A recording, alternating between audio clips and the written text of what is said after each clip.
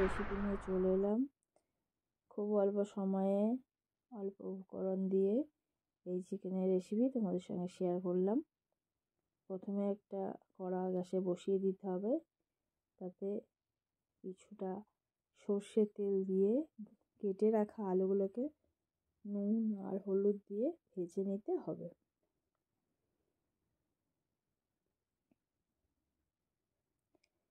আলু ভাজা হয়ে গেলে আলুগুলোকে একটা পাত্রে তুলে নিতে হবে।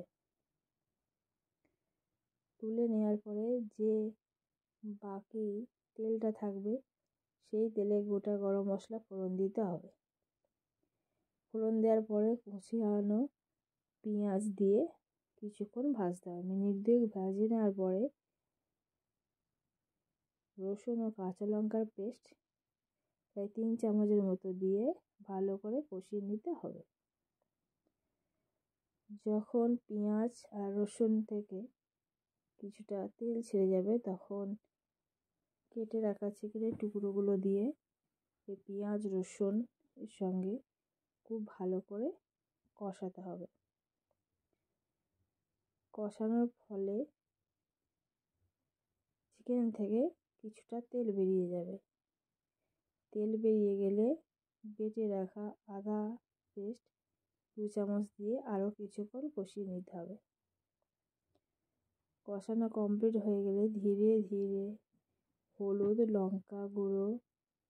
গুঁড়ো দিয়ে আরও কিছুক্ষণ কষাতে হবে। কষানো হয়ে যাওয়ার পরে চিকেন থেকে তেল ছেড়ে দিলে কিছুটা কাশ্মীরি লঙ্কার গুঁড়ো আর স্বাদ অনুযায়ী লবণ দিয়ে আরও কিছুক্ষণ কষতে হবে। মিনিট 2 কষানোর ফলে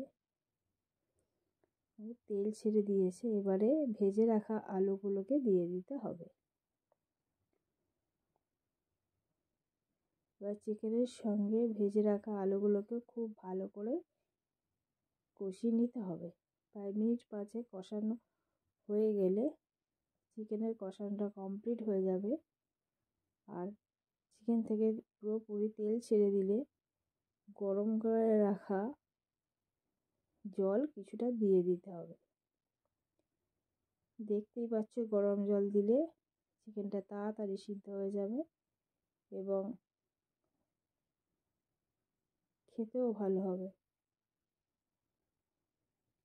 এরকমভাবে আরও মিনিট 5 ফোটানোর ফলে রেডি হয়ে যাবে আমাদের চিকেন রেসিপি।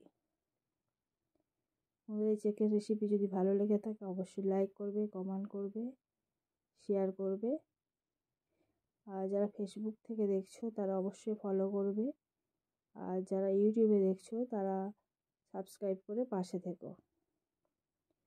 এবার চিকেনটা হয়ে আসলে কোচানো ধনেপাতা দিয়ে মিনিট 2 আরও ফোটাতে হবে। তাহলেই রেডি হয়ে যাবে চিকেনের রেসিপি। হালকা অল্প সময়ে খুব সহজেই তৈরি করা যায়। সামান্য উপকরণ দিয়ে, খুব বেশি উপকরণের দরকার হয় না। তাহলে গরম গরম ভাতের সঙ্গে গরম গরম চিকেন রেসিপি কেমন লাগে তোমাদের তোমরা জানিও, কমেন্ট করো। আজকের এই পর্যন্ত।